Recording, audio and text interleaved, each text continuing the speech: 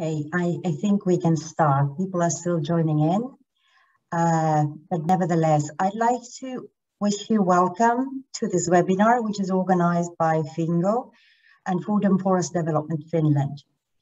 Our topic is certification and due diligence systems in developing countries. And I'm glad that I'm seeing a lot of interested people joining in.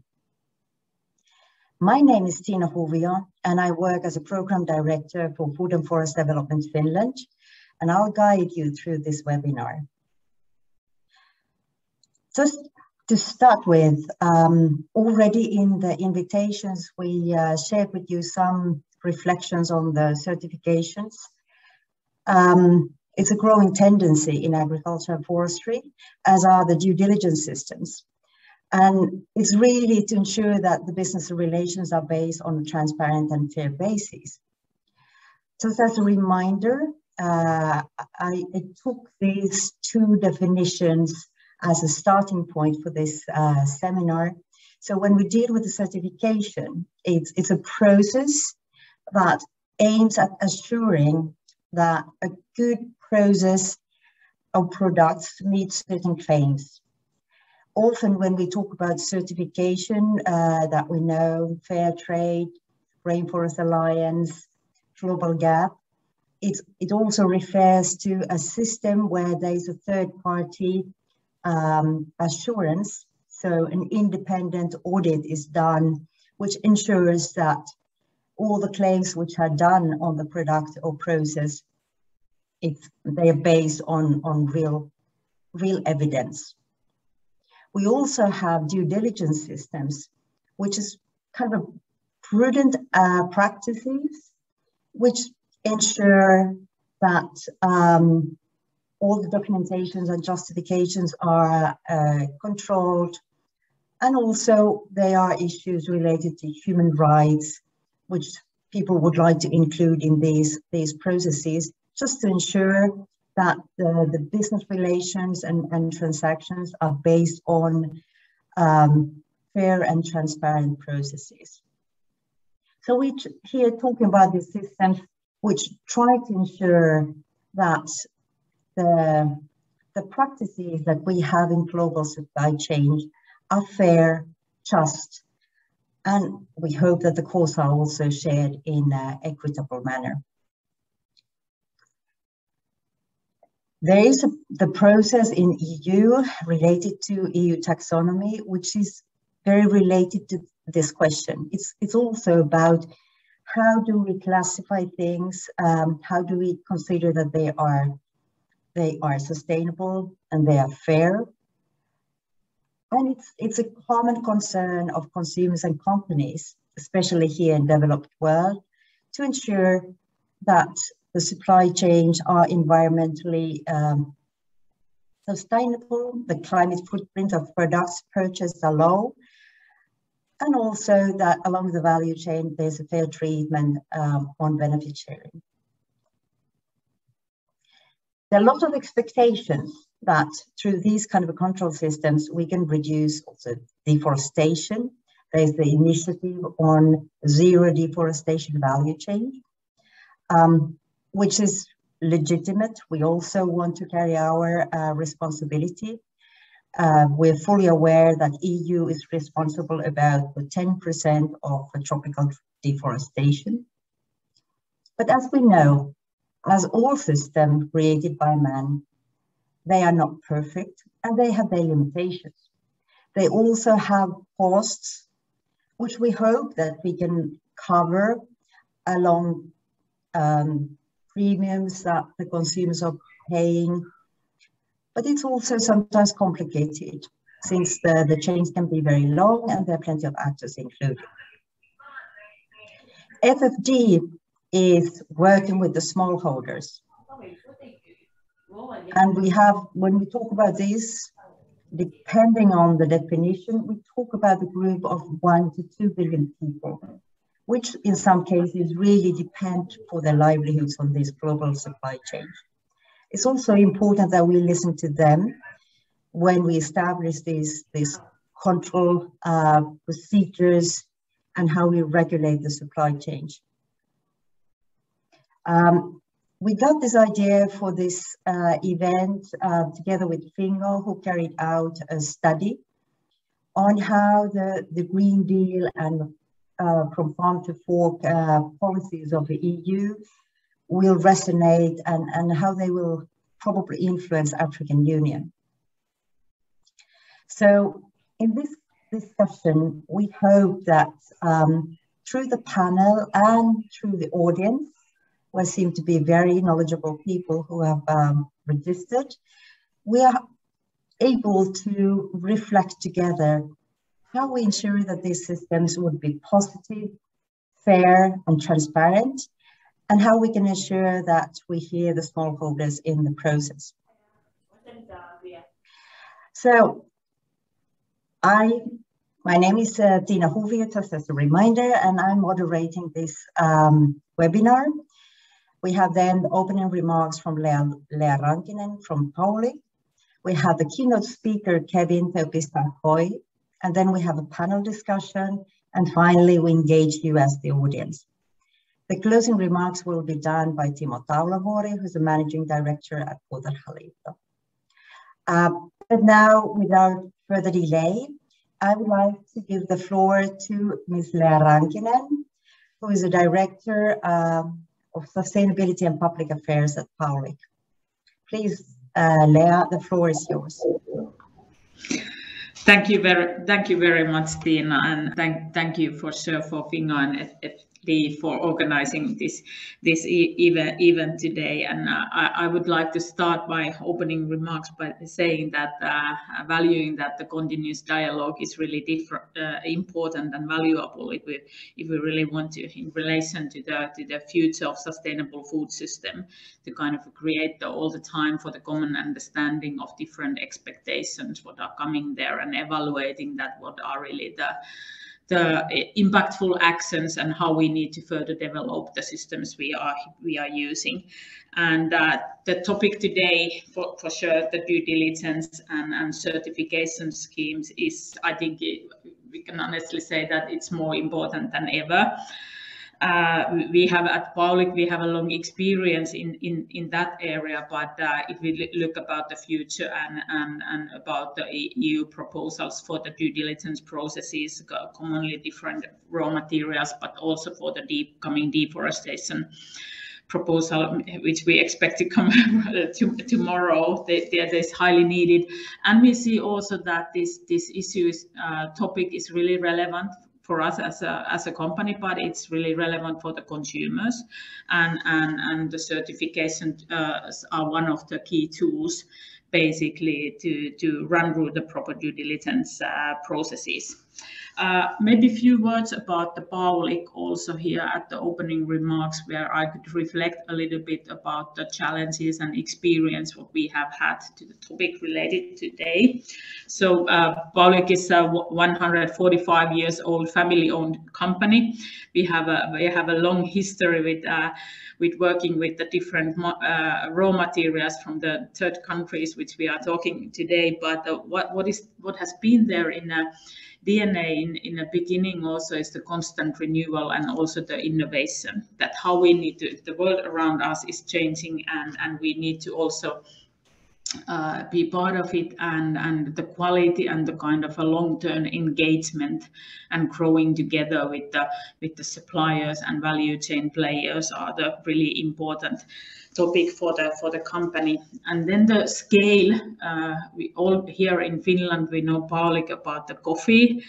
That's it, but it's really a global food company nowadays. We operate in 13 different countries, but the raw materials we are buying from 80 different countries, basically. And if we look at the world map, it's really related to the Central America, South America, Africa, Asia, and the countries where this due diligence process is really important, and the certifications is the one tool to operate it.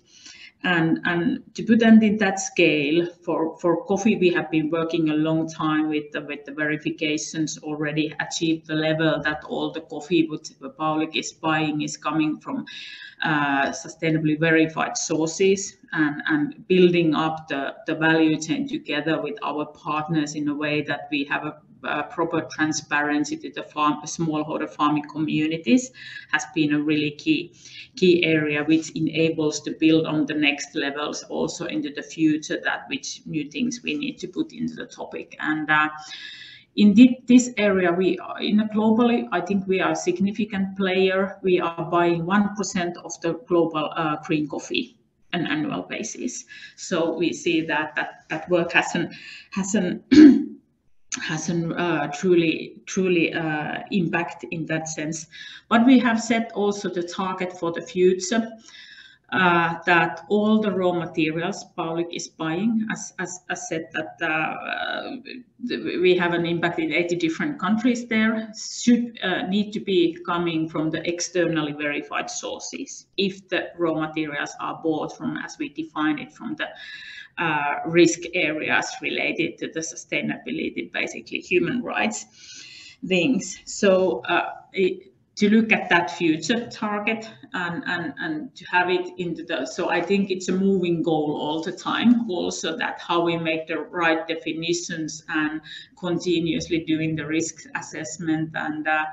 And spices is the category which is a very diverse, the different kind of 100 different spices, where there are a lot of different locations. So I think we need also the constant dialogue on that we have all the time the proper kind of definitions and basket of which standards, which verification schemes we are using, and we are also open for the dialogue in that where we need to develop the existing system, where have we found out the issues that, okay, which is working, but how can we add probably the new things into the criteria and definitions, because some of the systems have started from the social point of view, some of the systems have started from the environmental point of view. And if you look at the external world, the expectations are getting higher all the time, that okay, if something started from the social, where could we add there for the climate angle or something that we can handle the more broad perspective of different topics under the umbrella of one verification or certification scheme. That is, I think, one of the issues. So I think we need this kind of events, the general also dialogue about the research, what kind of a global research has been also done like a very objective way, that we can also look at and justify that in a bigger picture. Does this have a positive impact? What is the positive impact? What is coming, and how to develop systems? And I can stop my opening remarks at some of the maybe concrete experiences and from our work into the previous years. I said that it's been an important tool, and for Paulik, when we choose the certification schemes and verification methods, I think credibility is one of the key issue there. What we look at it, and is it really bringing also value for the farmers? Basically, that those are in generally very important, which we use, and are they the certain kind of schemes that we can use them also for the different kind of raw materials, as saying that there are many there. And for example, one of that Paulik is a member of Sustainable Spices Initiative. So there, together with other players, we also evaluate the basket of standards which we can use, because that's the one of the concrete tool that we evaluate the list of standards and certification schemes we kind of approve for ourselves as a tools. And a couple of remarks from the challenges, experiences from the previous year linked to the coffee. We've been seeing that when you start the journey, it's for sure that farmers need support when building on something that you want to bring them into the certain certification scheme. And also it's a really question for them also that they need the advice and good relationships there to make the decision which to choose for sure. That's there, and because in the beginning it is always into the longer term for investment, but what we have seen that also in the beginning it's always in a shorter term.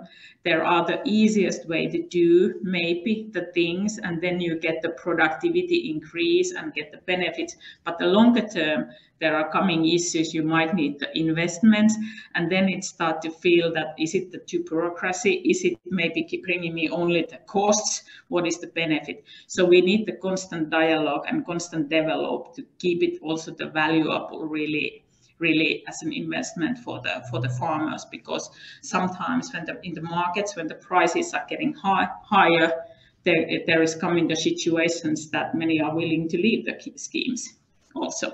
That's in that, okay, this is not bringing benefit for me, and that is the place where we all need to keep there going on and really crystallize the benefits for the systems. And at the end, maybe it's a couple of development ideas for the certification systems, what we have been finding out, that I think we all need to keep in mind that how we increase the transparency for the systems. If it's a certification scheme, as a company using those into the products, we would also like to have a lot of information that the different stages on the value chain and the data what is gathered basically into the system, how we can bring that data for valuable for the different players for the longer term. So thank you very much from my point of view, and looking forward to discussions today.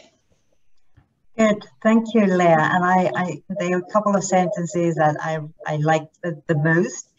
Maybe the question how to ensure a positive impact, and I think that kind of synthesized the idea why we wanted to have this seminar, and also the understanding on farmers' short and longer term impacts, and that there is always a continuous pondering, if this good for me, how would I develop my farm, my livelihood, etc.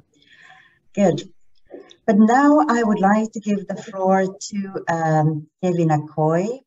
Kevin Topis Akoi, who is an agribusiness lecturer at Makerere University in Uganda, also freelance agricultural rural development consultant, who was one of the authors on Fingo's publication, Potential Impact of the EU Green Deal Farm to Fork Strategy on Africa's Climate Agenda and Food Sovereignty. So could I ask Kevin that you will carry on with your presentation, please?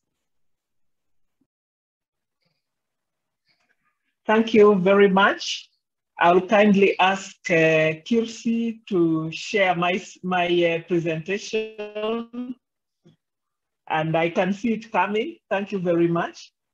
So I'll start by introducing myself. I thank the Finnish Agri-Agency for Food and Farm experience with certification. I did my PhD on the impact of certification on smallholder farmers' performance in developing countries with a case study from Uganda. And the value chain that we chose was coffee from the Mount Elgon region. It's a very, very important crop there. The farmers there depend on it actually for their livelihood, because it forms about 46% of their income. And in that area alone, there are about 10 different types of certification schemes, but we chose to do a comparative analysis of 5 of them into 2 categories. One category combined UTZ, Rainforest Alliance, and 4C, and another category combined fair trade and organic. Yeah, so besides my PhD, I have worked a long, long time with farmers for over 20 years, working with them to try and upgrade value chains, starting from production with sustainable production practices, linking up with buyers and talking about, all sorts of sustainability issues, including employment, including food security, including, unity and union between farmers, and so on. Now, an important context issue where I did this study is the demographic pressures and degraded soils. I mentioned this in particular because later on when I'm sharing with you what we consider as important findings, I will come back to this issue. Next, please. So my presentation will cover the following topics: the emergence of certification, its importance in trade today, its impact on smallholder.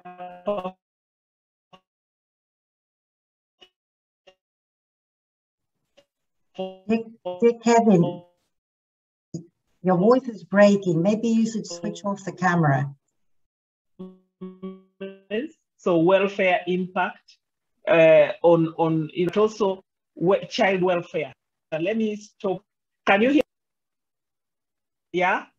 We can hear you now, yes. Okay, that's good. Yes, and I'll also talk a little bit about due diligence and recommendations. Next slide, please. Yes, in my analysis, I started thinking about how exactly did certification emerge? Okay,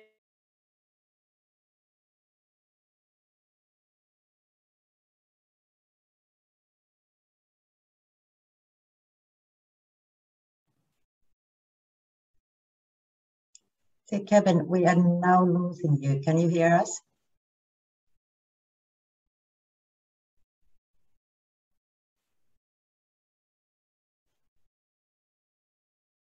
To liberalization of trade. Why do we think this is important? Because more and more you have movements of food from the global south to global north, and from global north to global south. And consumers are feeling that, yes, I like to eat this, I like to take coffee, I like to see fresh passion fruits on my table. But where do they come from? They are coming from so far away. Am I sure that I'm eating something nutritious? Am I sure that I'm eating something free of labor? So because of these movements in food, movements in information, in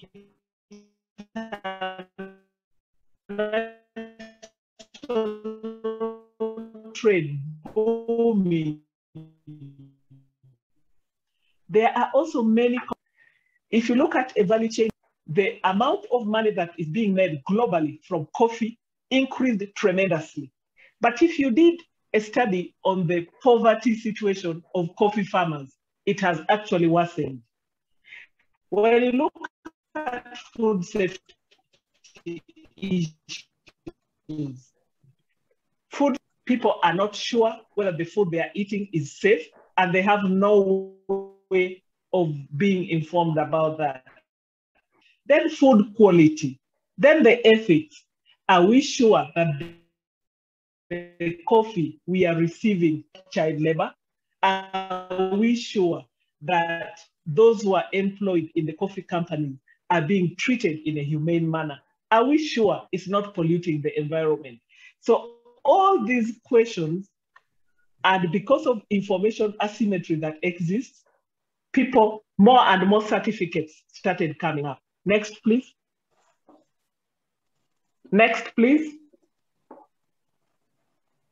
Yes, but why is certification important? Why do we think it's so important? Why are we talking about it? The first reason why it's important for international trade is exactly this information asymmetry.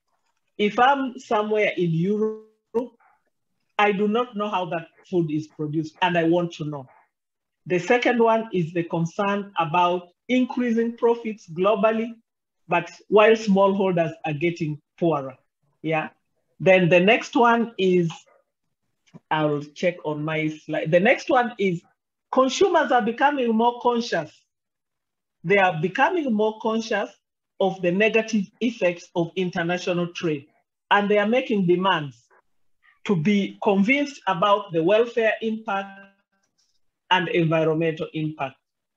Now, the other important reason why certification is important is that actually certification has the potential to contribute to economic, social, and environmental performance.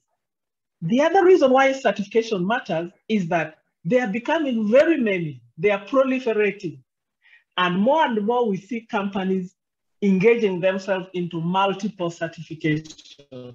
You find one company registering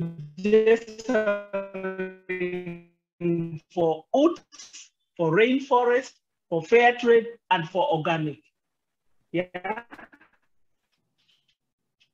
Then the most important one is in the next, I'm going to give highlights. Hear me? Next slide, please. Hello. Yeah. Thank you. Yeah. So if you look at a standard like organic certification, organic standard, it promises many things, but the highlight is care for the environment and human health. If you look at Rainforest Alliance, they have many promises about biodiversity. If you look at fair trade, a unique one, it makes promises on farmer empowerment, on the social premium, which is the percentage of the profits that is where the coffee is produced. When you look at oats, it promises us good agronomic practices and sustainable sourcing. If you look at 4C, they are talking about sustainability. But an interesting thing about all the certificates, they all promise no child labor. They all tell us they care about labor rights. So when we see these promises as consumers of coffee, we want to know, is it true what they are offering us? Do they deliver on what they promise? So this is really why certification is. Next slide. So how does certification work? How would one go about convincing themselves that certification works? So first of all, we need to know how it is implemented, how it's operationalized. So I made a small analytical framework. What does a certificate entail? A certificate entails a set of conditions that has got to be applied at production of coffee and in handling that coffee or whatever product you're certifying. A big part of the conditions are around production, good agronomic practices. How do you manage the production in the field? How do you manage the handling of the product after the field? How do you manage the packaging and all that kind of thing? And then the expectation is that depending on if we can fulfill these conditions, these management practices, then we shall see results at welfare level in terms of increasing income, increasing yields, reducing poverty, and increasing enrollment of children in school and their stay in school. We shall also see results in terms of forestation, better care for soil, increased biomass and biomass absorption of carbon, and all this kind of thing. So this is the kind of analytical framework anybody can use in order to convince themselves. So it's like a pathway through which certification delivers on the promises they make. Next slide, please. Next. Yes. Now, in the study we did, we found welfare impact of this of the standards. I already mentioned one group was oats, rainforest, and 4C. The other group was fair trade and organic combined together. Now, the blue color you see there is for oats, rainforest, and forestry. And we found interesting results there. That this category of how does it produce producer income? By increasing labor and land productivity. And consequently, it reduces poverty. Yeah. Then organic fair trade. What does it do? In Mount Elgon in Eastern Uganda and in several other studies, I'll make references at the end. It reduces producer income. How does it reduce the incomes? Because much as the prices for fair trade and organic is higher, labor and land productivity is lower. So when you engage farmers in the application, especially of organic certification, if they start implementing that in the kind of context we were working, the land and labor productivity will reduce. And even if, so the prices are higher, but not enough to compensate for the low labor and land productivity. And so in the end, we see that it has no impact on poverty. I'll say more about this. Next. So that's welfare impact. Next, please. Then a unique thing about the fair trade standard. Fair trade makes promises on child welfare. Fair trade certification, we shall also see results on child welfare. So we made another small framework of analysis. How does this happen? How do they expect that this will happen? One, they expect an income effect. They expect that if a farmer is engaged in a fair trade certificate, in implementing that, their income will go higher. They also expect that when a farmer is engaged in fair trade certificate, there has got to be awareness raising through the farmer cooperatives. Mostly organic fair trade certification at farmer level is implemented through cooperatives. So the cooperatives are expected to raise awareness of farmers, one, on the importance of child schooling, two, on the negative effects of child labor, and three, they are expected to make investments in the community that uplift that community. And we found that many of them used that money to invest in schools. So that's the investment effect. And the labor effect is if your child has got to engage in any labor provision in the coffee value chain, please do so in a manner that does not prevent the child from going to school and from progressing in school. So this is the analytical framework we use. Next, please. And what we found, actually, so now you see the reverse effects. The blue is still oats, rainforest, and forestry, and the fair trade organic is the green one. We found that the oats rainforest has no impact on school enrollment. People get higher income, all right, but there is no impact on school enrollment. And it has no impact on schooling efficiency. So we define schooling efficiency through the school levels. If a child is age 10 and they are expected to be in the 5th year of primary school, are they in the 5th year or are they lagging behind? So for oats, rainforest, forestry, no impact. But for fair trade organic, the likelihood of enrolling in school is very high and the school efficiency is high. And why is this? What is the channel of impact? It's this awareness raising and the investment that fair trade insists on making in the community. Next. Next, yeah. Then,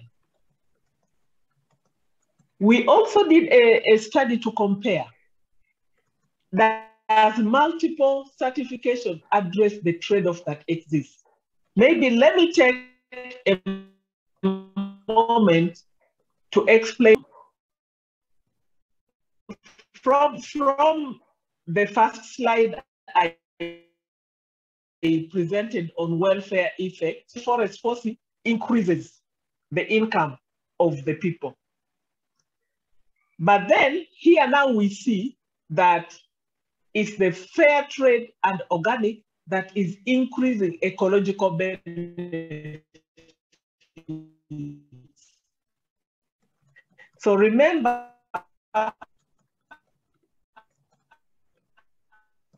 fair trade and organic did not increase ecological benefits. And what we call ecological and the absorption of plants. So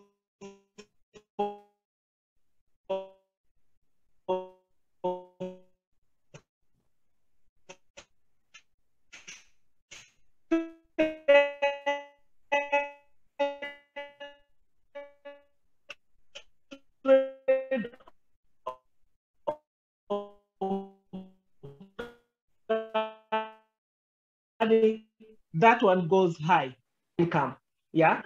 So the Woods Rainforest Policy, while the extent of social economics.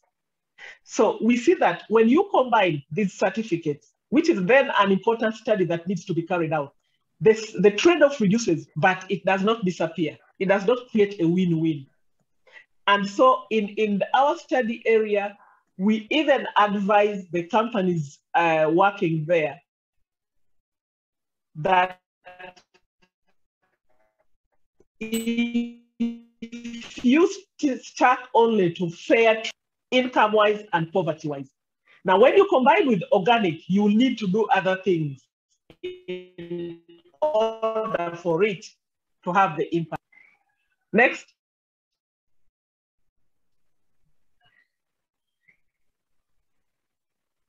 Then we have now the recommendations. I already hinted a little bit. Now, on the welfare impact, let's talk about it and why we recommend this. Welfare impact, Woods, rainforest, and FFD is increasing the income. Why are they increasing income? Do not prohibit the use of inorganic inputs. So what these companies are doing, they are training farmers to boost their productivity. So what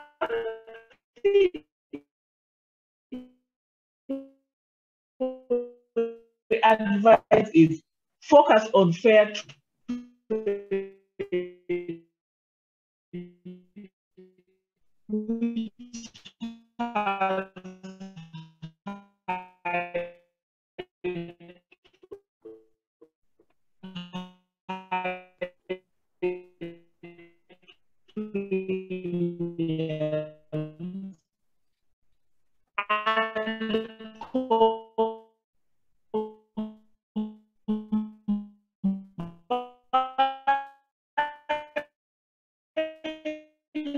With productivity enhanced, probably with Woods.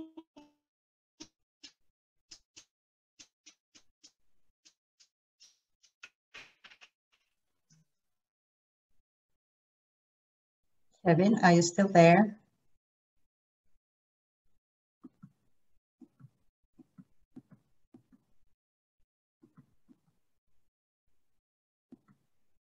It seems that we have lost the keynote speaker at the moment. It has been challenging with her network.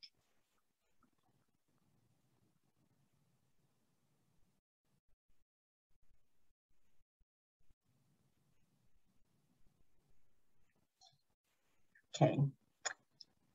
I feel sorry about her, and I apologize for our participants, but these are the real life challenges when you deal with the developing countries or tropical south. So actually it just shows the complexity of the situation.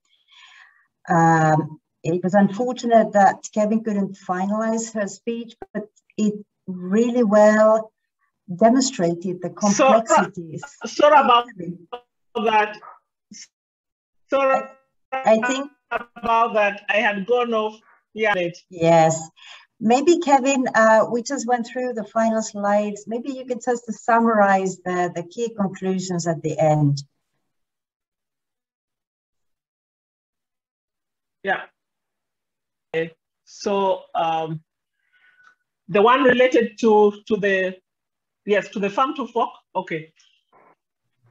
Okay. I start from there. Now, I asked myself, sorry about the disturbance, really. Yeah.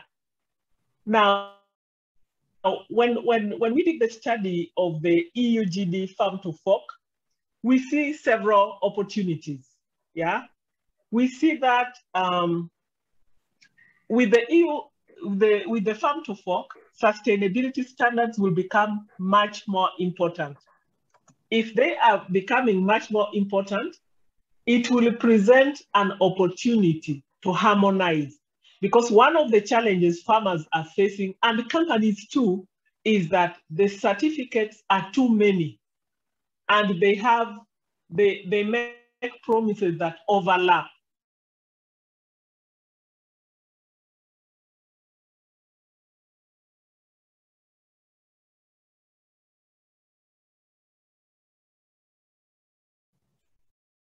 So Kevin, I think that you are cut again.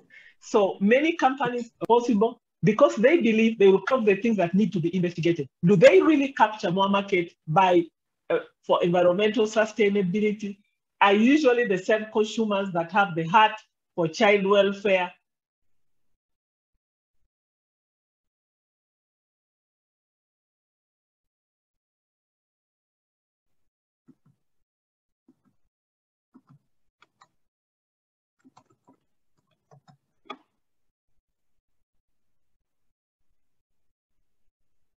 I'm sorry, Kevin, your line is just too bad. I think we conclude with this one. We thank Kevin and we start with the panelists. I'm sorry, Kevin, it says that your line is too weak at the moment, but I think that you demonstrated well the complexities related to several certifications, the trade-offs between different objectives.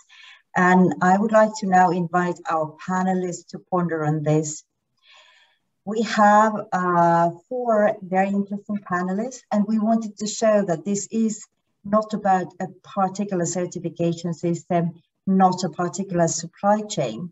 So we have, for example, Denis Dobrinin, who is a PhD researcher in the University of Eastern Finland, but who has been working a lot, for example, in Russia with forest certification, FSC. We have Markus Gröger, who is Associate Professor of Development Studies and Academy Research Fellow at the University of Helsinki, who's been working, for example, in India and Brazil with indigenous people. We have Tutti Nahi from Fair Trades, and she's in Fair Trade's Human Rights Due Diligence Center of Excellence. And then we have Erik Mwesigwa, who is a general manager and Global Gap scheme manager for Scheme Cert Limited in Tanzania. I have here, I would like to maybe give the floor first to Tutti Nahi from Fairtrade, because she wanted to also give some reflection on the differences between due diligence and certification systems. Good. So could I ask you, Tutti, to take the floor, please? Thanks. Thank you so much, Tina, and hi, everybody. Yes, we had a bit of a last-minute discussion with Tina about certifications and due diligence systems, and I was in such a great pain to make sure in this discussion that fair trade is one of those certifications. We would never want to say that certification can replace due diligence. I don't know if this appears academic, remote, but it's a it's a big hope that we have that these due diligence laws that are coming up in several EU countries, and the European Commission is also planning to bring out a mandatory HREDD, rights and environmental due diligence regulation in December.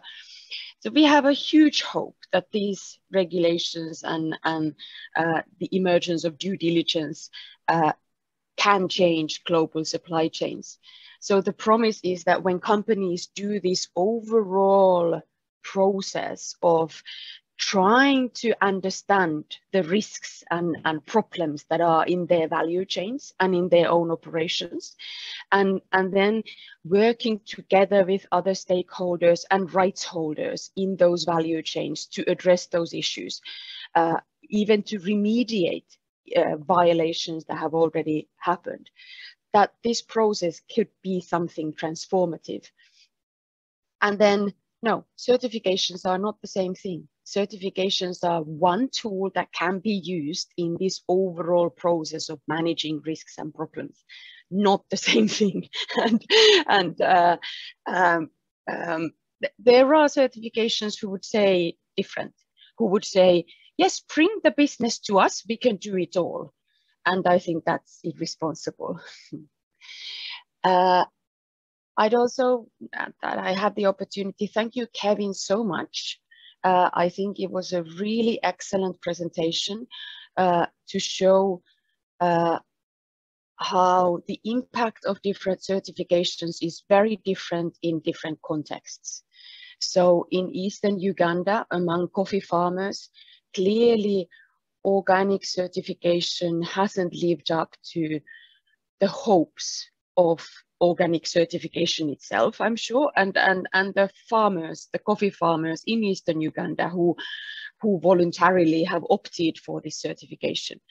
And well, if I say one additional point is, I think it's becoming increasingly important in today's business that both companies using certifications and the farmers or workers also deciding which certifications to enroll in make informed choices.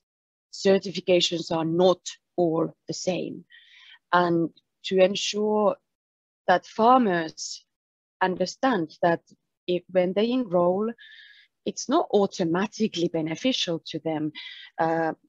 Just one example, at Fair Trade a couple of years ago, we actually added it as a core mandatory requirement that smallholder farmer cooperatives have to take a general assembly decision to join Fair Trade.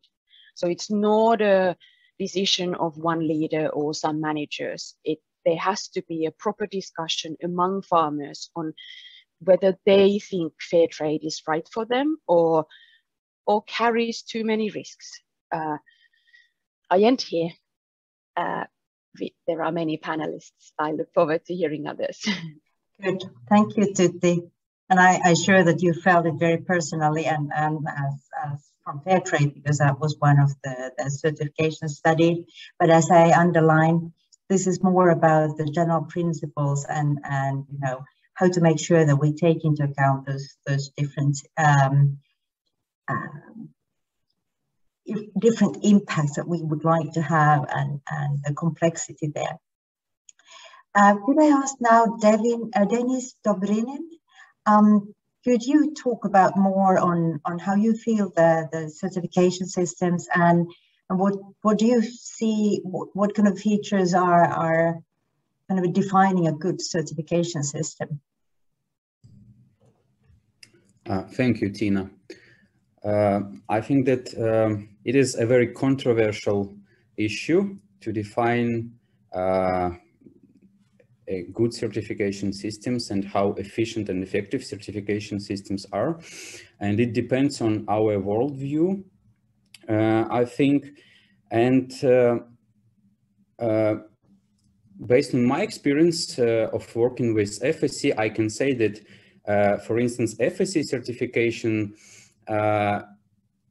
is criticized for not being efficient enough tool to slow down deforestation and forest degradation on the one hand, and on the other hand, the straightening of environmental and social requirements of FSC certification is also criticized because some experts and practitioners think that too strict requirements do not consider economic aspects of forest management and forest business.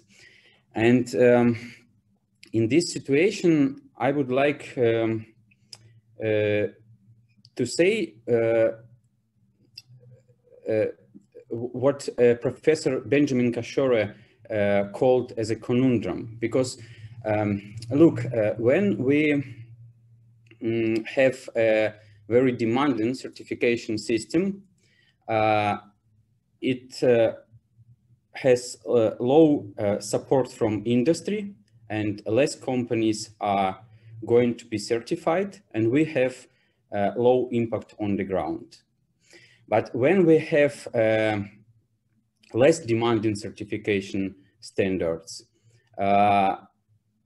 these type of standards are more supported by industry, and companies like these standards. But since the standards are not demanding, we have more certified companies, but again, less positive impact on the ground. If we consider impact on sustainability of nature resource management, biodiversity conservation, providing some social benefits to local communities and taking into account their interests and values. So it's like a starting point for our discussion from my side. Thank you, Dennis. So you bring even a next level of complexity to the picture on, you know, what is the balance? If you want to have a larger impact with the bigger group of industry and producers joining in, or do you want to focus on more stricter, and then you might limit the number of industries and people joining in? Exactly. Highly interesting, and I think that it's getting so complex that we're not going to resolve it in this webinar. Nevertheless, I would like to ask Markus Gröger now to join in and give his reflections on this topic. Please, Markus. Thank you for the invitation. So I will talk a little bit about the experience of Brazil and the forest sector, which I know best. So I think that we have to think about this whole thing of certification a little bit from a broader perspective, start to think what could be certified and what not, and not think that all possible raw material production could be certified and from all regions of the world. There are some places from where certain products are basically so unsustainable to produce that there shouldn't be attempts to try to certify them, because this does then harm to the whole certification systems as a whole. There are a great variety of them. And then on the other hand, we should focus on the systems that are beneficial and positive environmentally and socially. So, for example, in the Amazon currently, the situation is such that the forest is at a point of a tipping point. If there is more forest deforestation, fragmentation, degradation, for example, through selective logging, to produce, for example, FSC certified timber to export to Europe, this will lead to a process where the forest will not anymore function as a rainforest, but will turn into a savanna. So we are living a completely different moment currently than in the previous years or decades. And what is alarming now is that you have a rapid expansion of these so-called sustainable communitarian logging schemes, where they expand inside multiple use conservation areas, which were intact before with 500 years old trees, indigenous populations within them, complex social dynamics. And then you increase these logging schemes there. And then the wood is sold from, like, for example, a 100,000 hectare area in the Floresta Nacional do Tapajós in the central Amazon in Brazil to a sawmill. And then that sawmill has the FSC certificate, which is required for the export of the wood from Brazil, like IP and so on, hardwoods. But then I heard in my interviews with the local technicians there that actually those sawmills are kind of like corrupted, that they then insert within the piles also illegally logged ipe trees, for example, from outside the supposedly certified areas or inspected areas. So it also can produce a possibility in corrupted contexts. The certification scheme can produce a possibility for further deforestation. So it's very difficult to study these things. And another key issue here is that it's very hard to have a chain of custody. And that is why, for example, key actors have been leaving the FSC, for example, recently. There's cases like over 100,000 hectare area in the close to Manaus, which was then supposedly inspected by the supposed independent or autonomous consultant in just 2-3 days. I mean, that is impossible. You cannot certify if it's sustainable logging in 2-3 days in such a huge area. And it's very easy to hide the facts. So there should be some kind of like checking of this, that you don't just buy the certificate, that only those consultants who produce, like give a stamp that this is okay, can survive in the certification business. But that you would have like actually independent critical studies by researchers, scholars who are actually aware of the situation and not in any kind of like vested interest situation that if they get paid, then they give the certificate.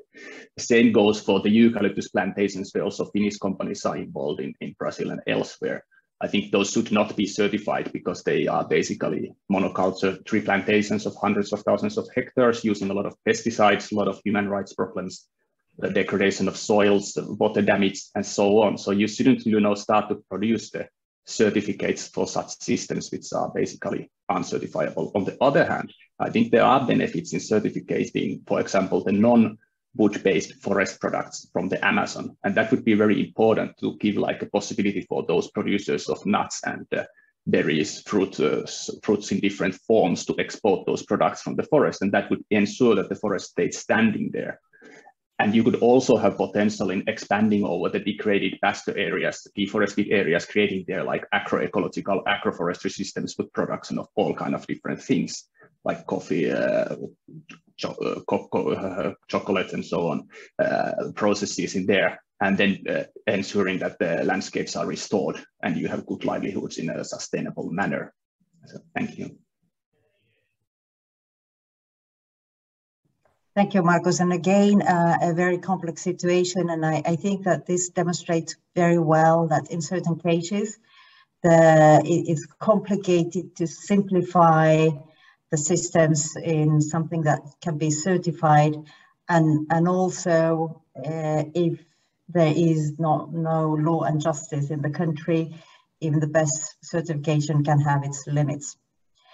But now we'll go to Tanzania, and I would like to ask Eric Mwezikwa to talk about vegetable certifications in Tanzania, and what is your feeling about the benefits of or how to build a good certification system. Please, Eric. Okay, thank you, Tina, for welcoming me to just share my remarks on certification in Tanzania and how to make sense to the farmers and the industry at large. First, we as TAHA deep dived into the certification program after seeing that it is becoming more and more difficult to access global markets, EU specific, without global gap certification. So we tried to understand what exactly does global gap certification entails and how to be contextualized to our farmers and the situation in Tanzania and the East African part as well. So through that, we instituted a certification body called GreenSet to be able to facilitate, locally facilitate certification so that we can access European markets. And for us, in the tropics and subtropics, European markets, US markets and Middle Eastern markets are more meaningful, and they can really uplift our farmers out of abject poverty. So that was what we did. But also right now, we are evolving. We want to what can make more sense in another country cannot necessarily make sense in another country. So we are trying to develop national interpretation guidelines to be able to to be able to certify our farmers through the context of Tanzania. So that is making more sense within certification. But also another challenge is we want to ensure that pricing, the certification cost, is not in a manner that generates super profit for a certification body, but is in a way that a farmer can afford. Yeah, so those are issues we need to address. But also we need to have a more global dialogue on what buyers who demand global gap certification and other certification should understand what it really takes for a farmer to achieve that certification. Yeah, so those are a lot of silos of ideas, and we need to have a dialogue at a much bigger level. Certification schemes should come together. Buyers who demand those certifications, certification bodies, as well as producers, to come to arrive to a common understanding. Thank you. Thank you, Eric. And it's really interesting that you underline that in very many supply chains, especially if they are targeting US or EU, this is really a necessity in order to have the market access. And the market access will ensure better prices, but it will also come with a cost. And therefore, my next question is, and I think that this has been a lot reflected in different certification systems, like how you structure just and transparent certification systems, and how you ensure the kind of a decent income and equitable benefit sharing. I wonder if I go through in the same order, if I give the floor first to Tutti.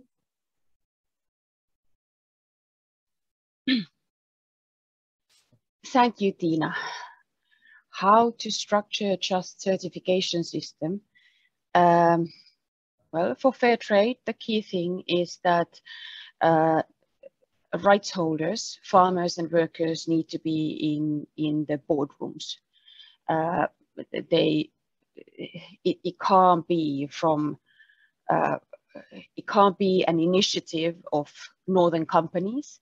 It can't be an initiative of northern development NGOs either.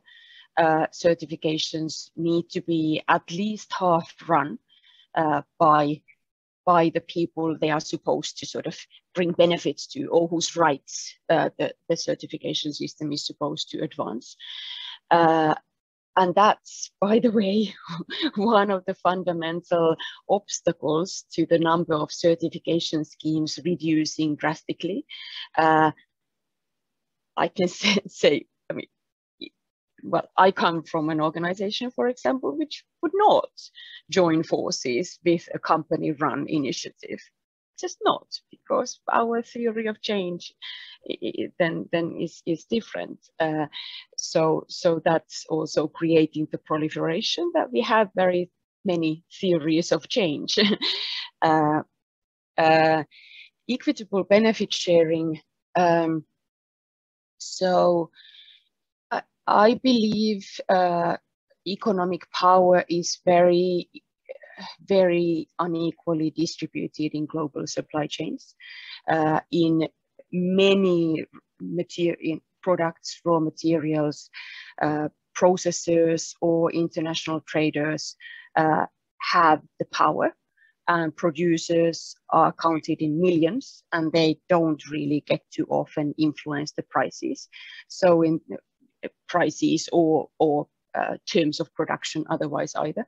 So in these kinds of situations, it is important that a certification system has non-negotiable rules on key things, like what are fair contracts like, what are fair pricing, what is fair pricing. At the same time, in supply chains where economic power is very inequitably distributed, it's practically impossible for any voluntary initiative like a certification to really set producer prices at the level of sustainable cost of production, which is again one of the reasons why we need stronger laws and regulations. There's no magic wand to reducing poverty, and voluntary initiatives, individual certifications are not a magic wand either. Which brings me to my last point. Markus, really interesting point that maybe certifications should close their doors to some producers from areas where problems are so bad that a certification scheme sees that it's not possible to make an impact via certification. We all recognize that it brings many practical challenges. Who defines who can't enter the system? How is that decided then? I'd want to throw in a different question. Should we alternatively change how we think about certifications and stop thinking that certification is some kind of a magic wand? Should we, like Kevin suggested, or like Kevin's presentation brought up, at least, Kevin didn't suggest, should we just simply stop saying no child labor? Should we just say, just like all other sustainability initiatives and development NGOs and other actors, certifications are also in here to take steps forward little by little. We guarantee nothing because in practice we can't. Nobody can. Thank you, Tutti. Interesting reflections, especially from fair trade. But it's very nice to see that you are reflecting this, the reason for being. And what we would like to see is definitely that we have the rule of law and justice respected in different countries, and it would be the country legislation and enforcement that will take care of it. But that's not often the case.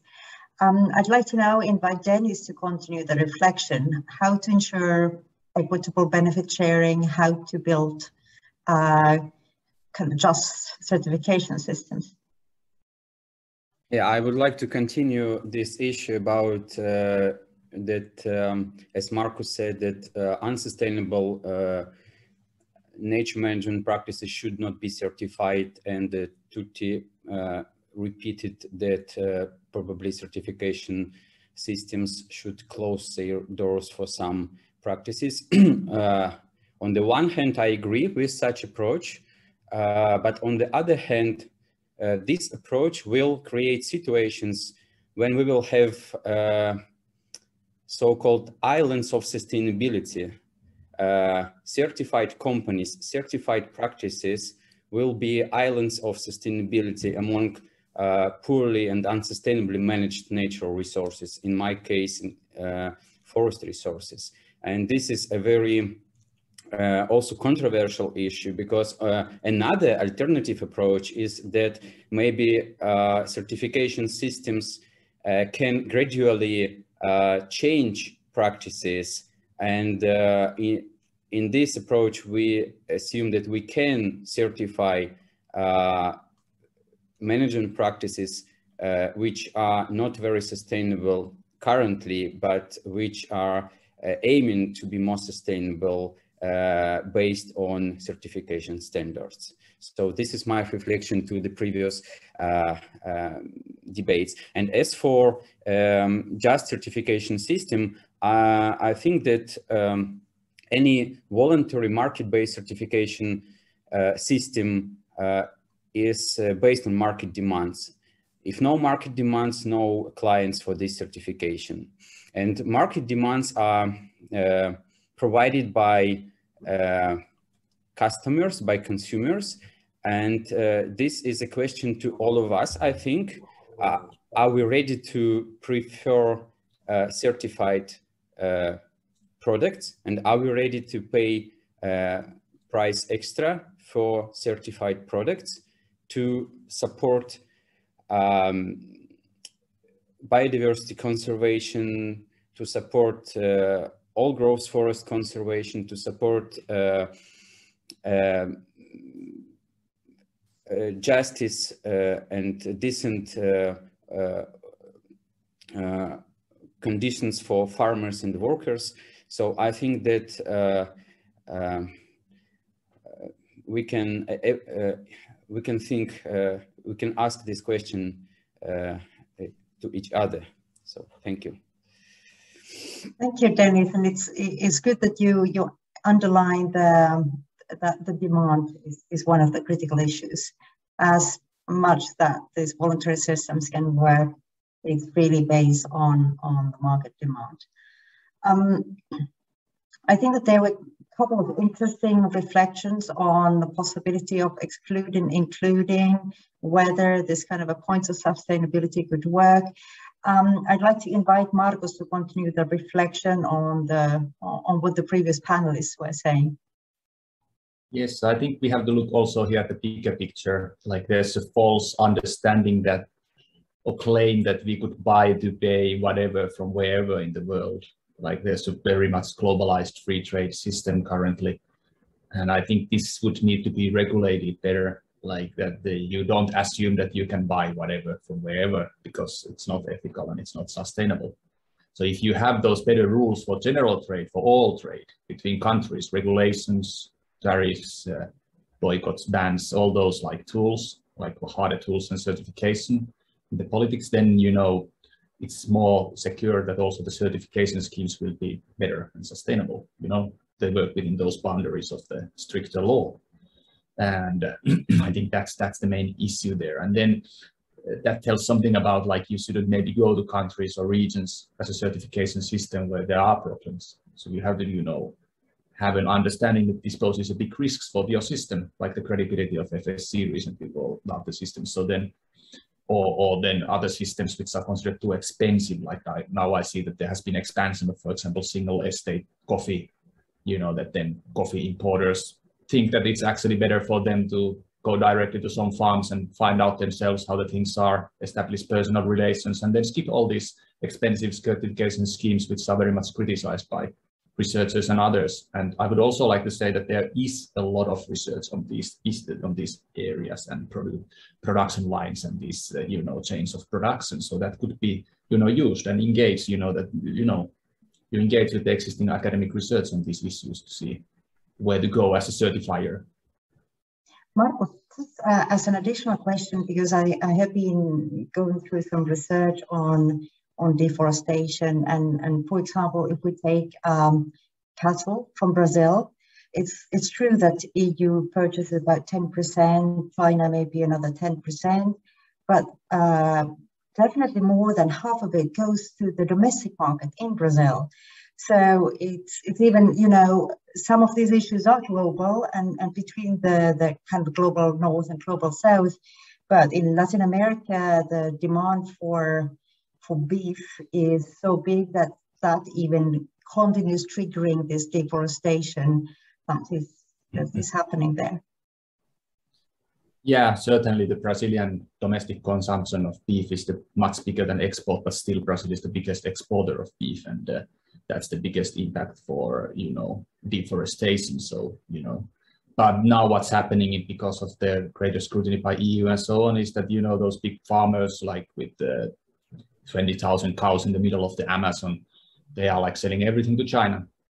So, but yeah, that's one of those products that you shouldn't, allow for the importation. Like now you have the EU-Mercosur trade negotiations, so you shouldn't, approve that deal, because then it would increase the trade in those unsustainable products like soybean and so on, and they would just expand their size. So I think that's the bigger picture, are those big trade deals between countries. Yeah, thank you. Yes, and I think that there we have also China as a big player, and I think it would be great to have something that would, have China also as a partner. But when we go to Tanzania and talk about vegetable certification, there it's definitely the kind of a necessity in order to have access to markets. How do you feel, Eric? For example, Global Gap that you are now certifying for, does it really hear the local farmers and understand the local context? And how do you feel that the process is going? Thank you, Tina, once again. Well, I think the process is going. For right now, it's making more sense, but I'm really not certain of the future, because in order to have a just certification system, we need to ensure that all regulatory functions across all elements of the government integrate issues that private voluntary certification schemes integrate. Issues pertaining to an SPS. For example, if an SPS measures integrated elements such as child labor, environmental issues, workers' welfare, it would make more sense, and this private certification scheme would act in a manner that complements to the government efforts, and the government efforts would also recognize that global trade is not only limited to sanity of the produce, but also issues pertaining to workers' welfare and safety. So we need to work together with these international government standards, like the SPS agreement that is, you know, a government that is a member of the WTO has to issue a phytosanitary certificate to a consignment that is destined out of the borders of that particular country. So I think that's where the challenge is. These SPS measures, how do they integrate, or how do they, you know, create a synergy with these private certification schemes? If we really address that issue, we would make great strides in having a just certification system. That's my opinion here. Good, thank you, Eric. I think that the discussion is really interesting, and we have been pondering the role of certification, what kind of a products in which kind of a places it's good. There's been a lot of discussion now, for example, in the EU on the zero deforestation value change. And we all know that, and Marcus very rightly pointed out how complicated the processes are. They're very gradual often. You don't have, sometimes you can have a deforestation that some places are cut or burned completely, but often it happens gradually. You have degraded forest and it's degrading more, and then you don't really know when the forest becomes a non-forest. It may take several years, even a decade. And this is only about one of the complex processes. How well do you think that the certification as a tool can work with this kind of complex issues? Do you have good examples, or do you have kind of warnings? And maybe I just follow the same order, and I give the first floor to Tutti.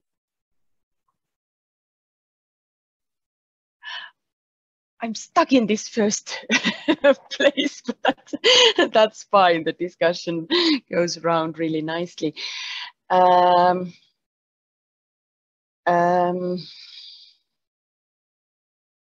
Do I have good examples of certification, certifications dealing with such gradual processes of deforestation? How can we influence structural problems? Well, I could talk of a couple of things. I could talk of migrant workers' rights in Dominican Republic, where many banana plantations use a lot of migrant labor, and migrants who don't have IDs, who don't really have all the sort of social security because of practically being sort of not illegal. They are quite widely accepted in the local society, but still not really having work contracts or papers.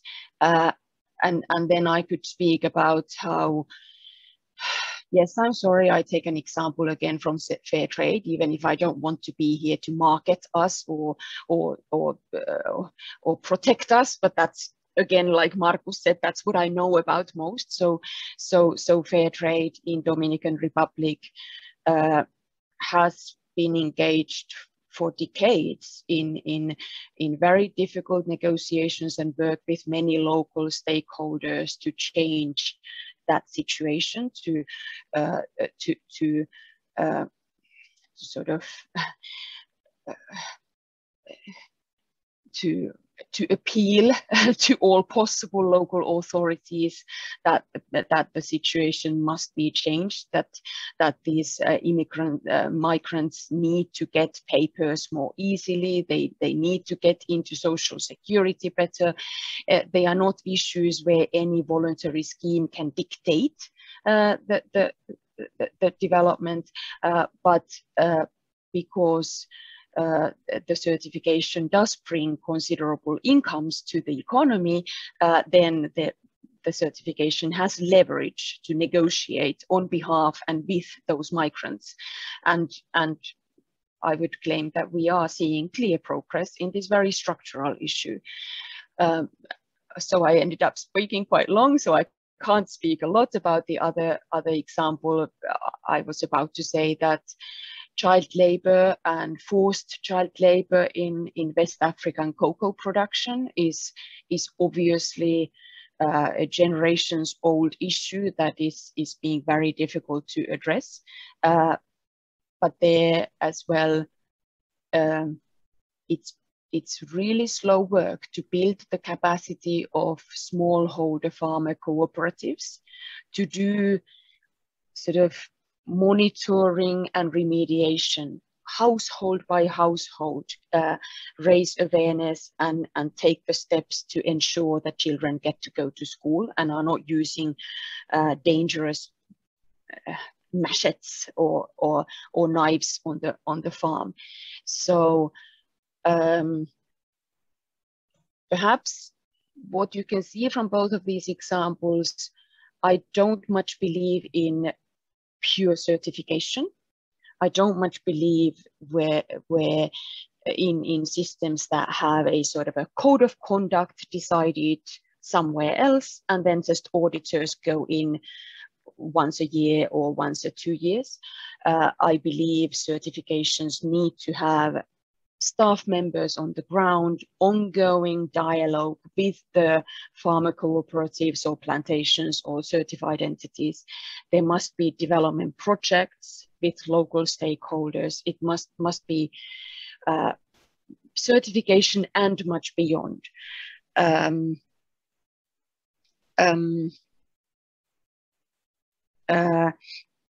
Also, I think Erik's point, and Markus made the same point about how rules of trade and government policies evolve all the time.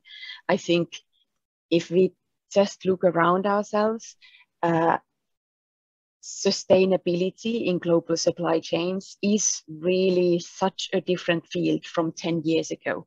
There's much more regulation and much more discussion, much more awareness, much more partnerships happening today than there was 10 years ago. So of course, in this surrounding, in this environment, certifications have to evolve fast. And thank you. Yeah, yes.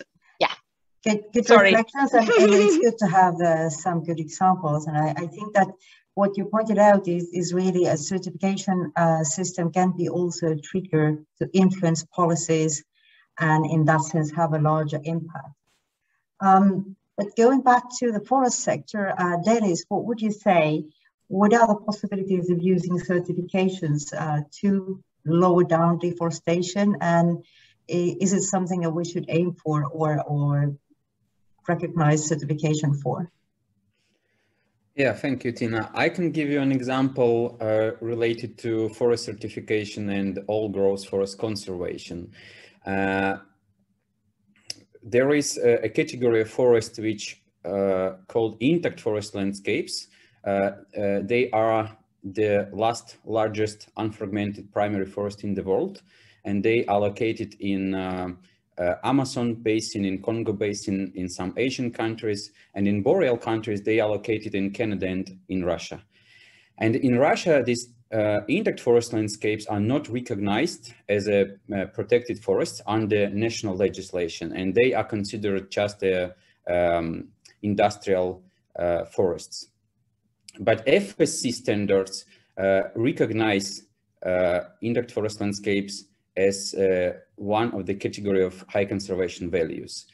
And only because of FSC certification, quite big areas of intact forest landscapes in Russia have been protected. Partly they are protected temporarily as no-go zones, as a voluntary, non-legally binding agreements between forest companies who are concession holders and environmental NGOs under FSC certification standards. But some of these intact forest landscapes are protected by legally designated national parks and nature reserves. So in this situation, we can observe how this private market-driven governance instrument for certification influenced on national legislation and allows to protect a category of forests which are very important, but which simultaneously is not recognized under the national legislation. And there is definitely a success of FSC certification, but what is the problem? The problem is that forest management between these protected areas, between these no-go zones, is still unsustainable in many cases, and it is based on so-called wood mining approach. So this is where FSC should work more efficiently to provide sustainable forest management, to provide to address depletion of economically available forest resources. If we are talking about my case study area about Russia. So this is an example from my side. Thank you. Thanks, Dennis. We have, Markus already pointed out that he wouldn't like to see certification for certain products, for example, in Amazonia, but and the possibility to work with non-wood forest products. Do you see any other possibilities? You know, do you have cases where, for example, certain certifications have had positive impact or recognition in Amazonia? Well, I think in generally, the certification systems and so on could play a positive political role in such areas where there is a competing demand, for example, for the forest. Some want to cut it down to make wood, products, and others want to retain it to have like medicinal cosmetic extracts from the trees and nuts and fruits and so on. And in such situations, currently the issue is such that, for example, it's very hard to get loans to start such production and to have help with the initial marketing and advertising and all those logistical chains and have access to international markets. So I think the certifiers could identify such places with such gaps and enter there and maybe offer loans and so on, and engage in those production lines in there, because then the currently occurring alternative is that they can get very easily loans for ranching expansion, for expanding pastures inside the forest. That's what the banks give loans for, only not for much else. So that's why they then inside conservation areas illegally they cut the forest, because there used to be, for example, a subsidy for buying rubber and other products, and there used to be cooperatives, local cooperatives, and I think some of their products are actually certified by different standards and so on by those cooperatives. But there could be more of that interaction also with different social movements. In Brazil, there's a huge 1.5 million member Brazilian landless farm workers movement, and they have large areas, tens of millions of hectares of settlements, so 10 million hectares, huge area. And they have a lot of cooperatives of all kind of production which are like certified. I think they might have their own sign, and those are like the socially sustainable, very high level, and they're also agroecological. So yeah. Thanks, Markus. And I would like to point out that in our alliance we have a Brazilian member, which is the cooperative bank Resol, and they have been providing credit, for example, for acai production, acai berries, and that has been in one of the publications where we are presenting the resilient cases. I could contact you with them. I'll put you in contact with them because that might be something interesting. Yeah, it's an extremely good case. Yeah, yes. So Eric, what do you think? Can Global Gap bring or assist farmers who have complex problems, and what kind of farmers do you think that have access to this certification system in Tanzania? Thank you. Well, Global Gap certification, just like any other certification scheme, is market driven. So, because I mean, currently there are extra costs a farmer has to incur to put structures that will facilitate compliance to Global Gap standard. And if there is no market that will incentivize that cost of investment, the farmer is not, in any way compelled to go for Global Gap, same as another standard. So whether the question now will come whether if Global Gap and other certification scheme can ensure food safety or environmental stewardship and workers' health and safety. That's a debate. But in terms of market access, well, it solves, this certification scheme solves a great challenge. I mean, they ensure products access markets. But in terms of food safety, workers' health and safety, environment, these are assessed through third-party certification schemes like certification bodies like GreenSet. And this certification body assess and ascertain compliance at the time of an audit and through surveillance inspections. So between that time span, we don't know what the farmer is practicing. And farmers are businessmen and they will always go for shortcuts. They will not, engage in compliance criteria that will, subject them to additional costs and such. So it's a debate and it's a challenge here in Tanzania. We cannot really say for sure Global Gap is ascertaining the highest level of food safety, but there are a lot of work we can do to ensure that food safety is enhanced and other aspects like environment and workers' welfare. Good. As my last question, and this I would like to ask from the panelists and from the audience, is really on how do you define a good certification system? But before I give the floor to anybody else, I hope that Kevin is still online, because she, through her keynote speak kind of set the tone for the discussion. I would like to hear from her if she has any good reflections and views on after the debate. Please, Kevin. Yes, I'm online. I hope you can hear me. Can you hear me? Yes, we can. Yeah, okay. Yes, very, very interesting discussion indeed. And from the different panelists, I picked up interesting. The first one that I picked up is from Professor Marcus on the chain of custody. It's indeed difficult to maintain this chain of custody, but it is so critical in certification that I would call upon, key actors, key stakeholders in the certification business to be able to think out how exactly to do this. Because during my research, I experienced the same. One company that promotes organic production of coffee in Uganda would not accept any of our researchers to access the company.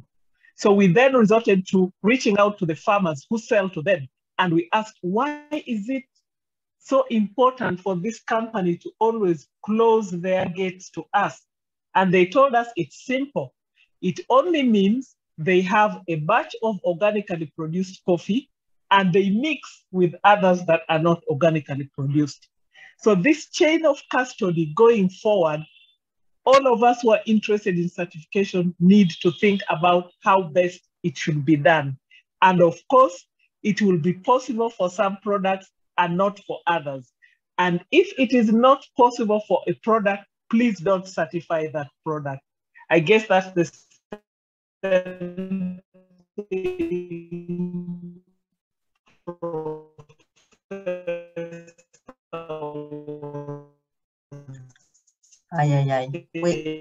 again lose you, Kevin. But you managed to make the point. I think the other issue point raised by Titi Nahi. Yes. Yeah. Yes. Sorry, please go ahead. Yeah.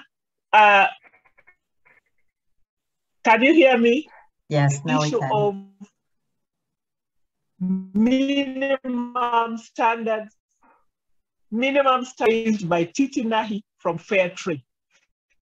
If certification is going to be effective, if it's going to be meaningful, there has got to be certain minimum standards, minimum conditions that are non-negotiable. During my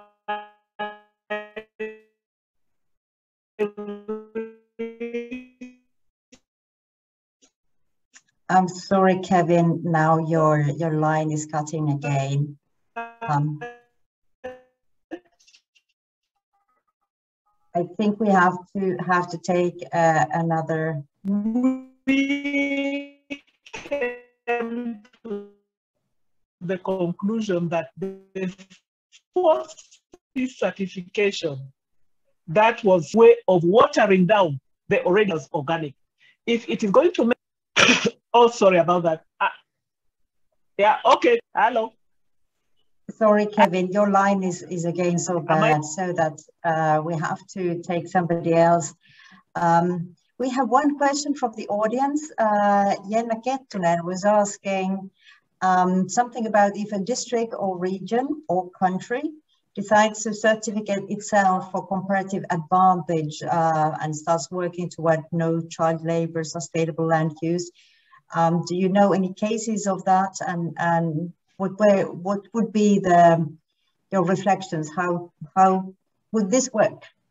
Could this be a solution that it would be more embedded to regional or national legislation? I don't know if anybody wants to reflect. I'm not going to name.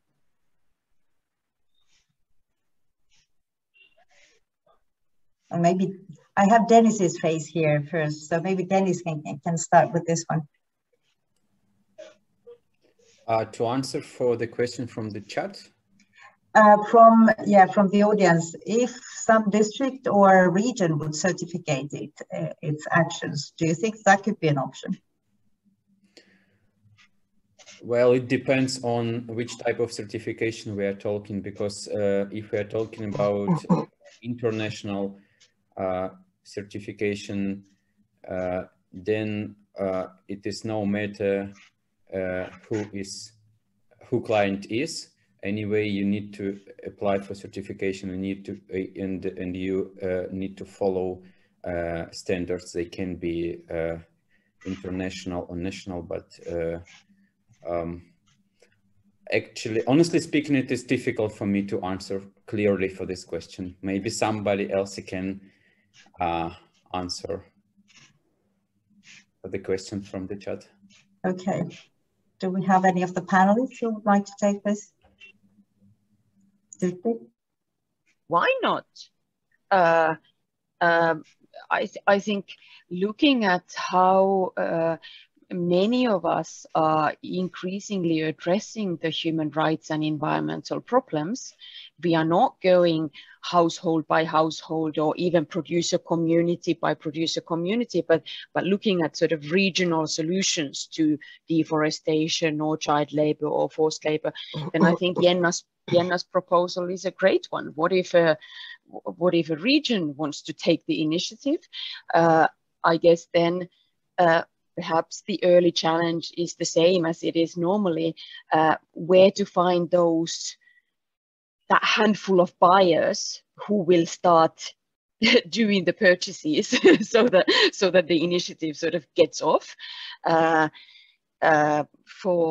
For many certifications, it would be quite difficult to favor one region over other regions. You know, when your decision makers are 50% those farmers and workers, of course, the farmers from a neighboring country or neighboring region would go, why do you spend all that energy marketing my neighbor's products? What about me? So then it would need to be a bit of a separate initiative or separate project with project funding, but why not? Coffee producers, for example, have long been about specialty coffee from one region. So yeah, absolutely. Or am I now speaking for the proliferation of certifications again, which is bad? Yes, there's been interesting discussions. I don't know if I have any more questions from the audience. You can either raise your hand or write it to the chat box.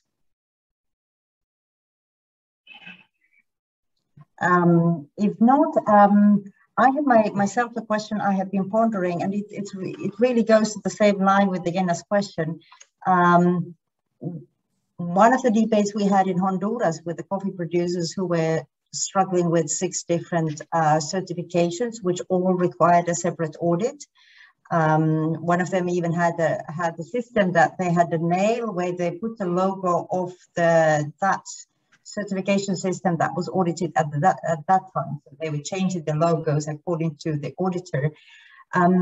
Then we were discussing whether Honduras could have kind of introduced their own coffee standard to be branded as Honduras quality coffee with fair system, etc. Would this kind of approach be something, and could this be recognized? Because I think one of the issues is then the marketing and recognition in the market of the brand. Like, could this be something that certification bodies would be even interested in reflecting together? Maybe I asked Tutte because you are dealing with fair trade and coffee, but you know, just and this is just a reflection in a kind of academic open forum. We are not going to come to fair trade afterwards and saying that you promised that. Yeah, I'm luckily not the coffee lead of fair trade, so you can't hold the whole system up for my words. But what I can definitely say is that we are doing a lot of work to increase collaboration between and among certifications. So not only there is ISEAL, a collaboration body for certifications where we all come together to members events to share good practices and try to move along together. But also there's a lot of joint projects among certifications. For example, at the very moment when we are thinking about how to integrate due diligence requirements into our certification. So we are thinking how to start asking traders, also maybe farmers, but especially the traders, to do more due diligence and support farmers and workers in their human rights and environmental work, co-invest and such. Then, for example, Rainforest Alliance has created some requirements. So we at Fairtrade are very closely looking at those requirements by Rainforest and trying to align our requirements to them as much as possible.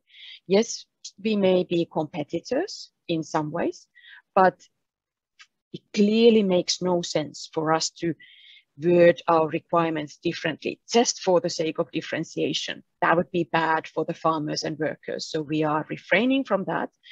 We do have different theories of change. Fairtrade believes so much in sort of increasing farmers' say, that there are places where we simply disagree, but we try to not have differences for the sake of style or wording. So Honduras coffee, I welcome. Let's talk. Yes, thank you. Because this is one of the discussions we've had there, like how to reduce the cost for the audits, which can audit, you know, most of the audited things overlap, and then there are some differences. Kevin wrote to the chat box some of her key points, and I think this merits some reflection, because she underlines that it's important to agree on the minimum non-negotiable conditions in order not to water down it completely. And I think this is also very important when we think of the global level of certifications and the adaptation to the local conditions. She underlined the point on the chain of custody and being able to control that. Because if that is leaking, then the whole system for certification is kind of diluted, it becomes useless. And then how to think of structuralization of the certification. So it has to invest in awareness raising on the value of certification. It has to be credible among consumers, so that they believe in that, and it really assures the quality. So it's a difficult balance. I have here also a remark from Adrian Monhe, who says that kind of this shouldn't be left only to the market powers, that it's too important topic on that. Would you like to elaborate a bit more on that, Adrian?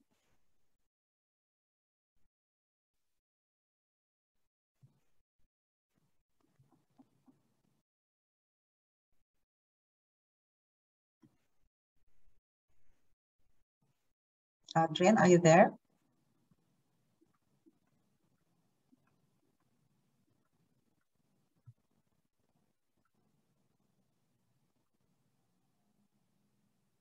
I can see, yes, Adrian.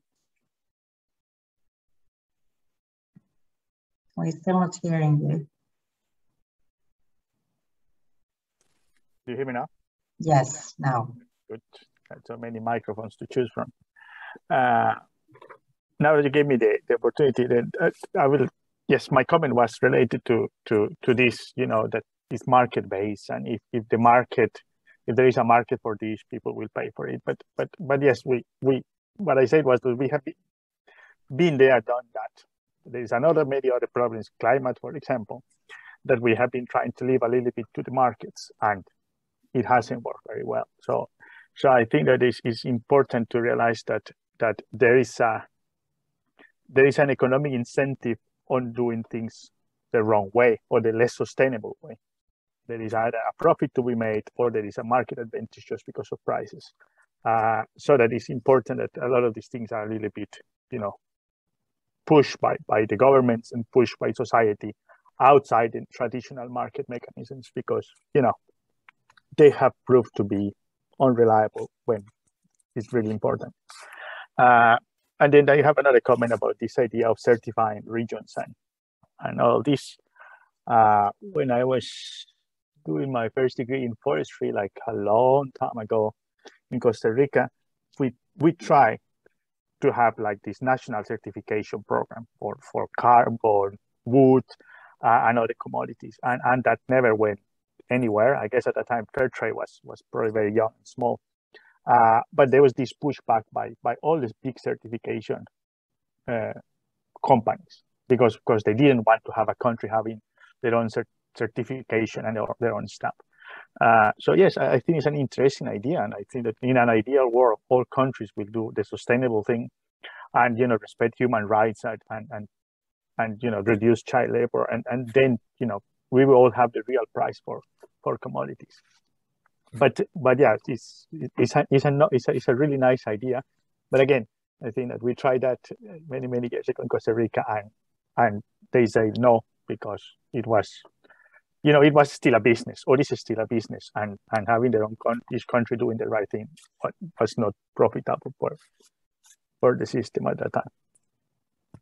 Interesting reflections, and it's even more interesting that Kevin put also the fourth point she wanted to make, which is underline the same thing, that this is not only a market issue and it should not be left only to private sector, because this is more about values and value systems that we should introduce, and governments and civil society needs to be engaged on how to debate on that. As Adrian was mentioning, the forest certification or the wood or timber product certification in Costa Rica, I can also recognize that in Vietnam, where Vietnam has a national standard for forest certification, but it is actually providing a platform for FSC and PFC certifications to function. So it seems to be more, you know, on the, in some way the market, the certification bodies are market players as well, and they are kind of in between the companies, the consumers, kind of assuring that things are doing well. Do we have any other questions or remarks from the audience?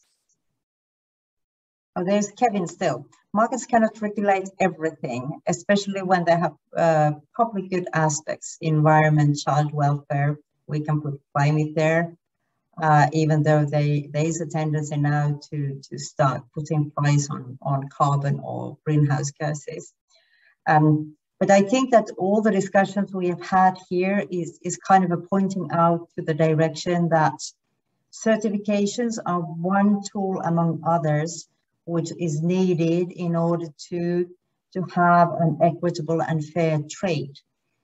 And there is still a need for national and global regulatory system that will make sure that the power imbalances will be adjusted, and we're trying to protect those ones who have less power.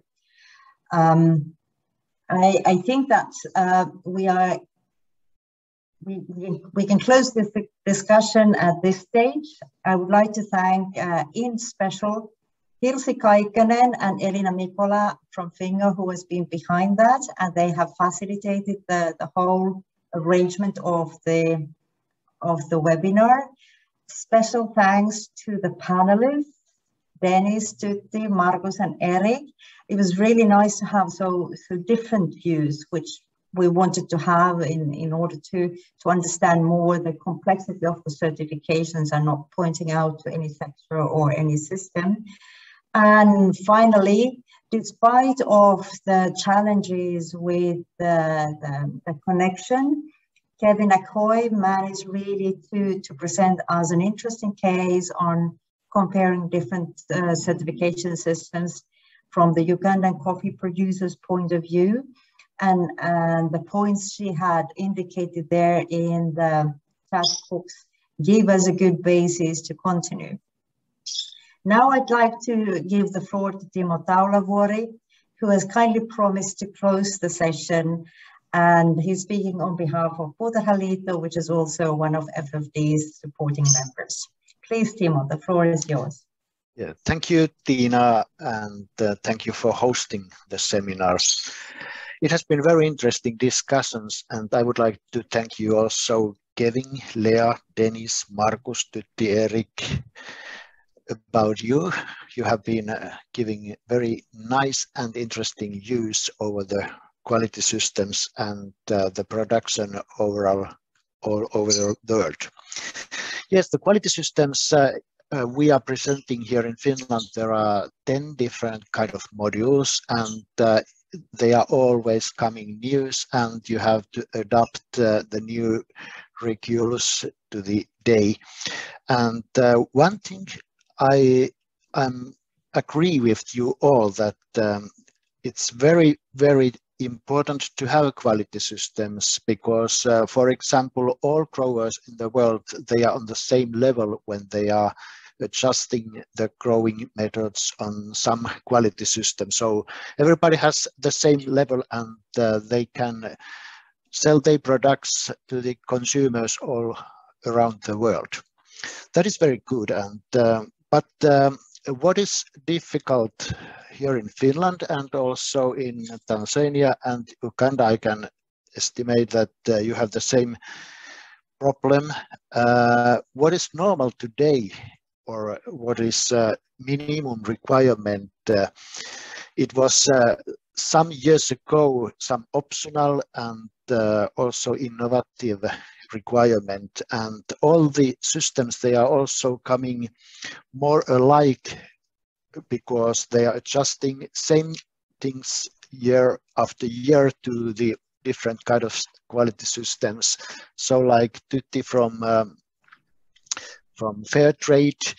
So some normal systems are adapting some requirements from fair trade to their systems, and also the environmental systems, they are also coming more and more usual for the normal quality systems.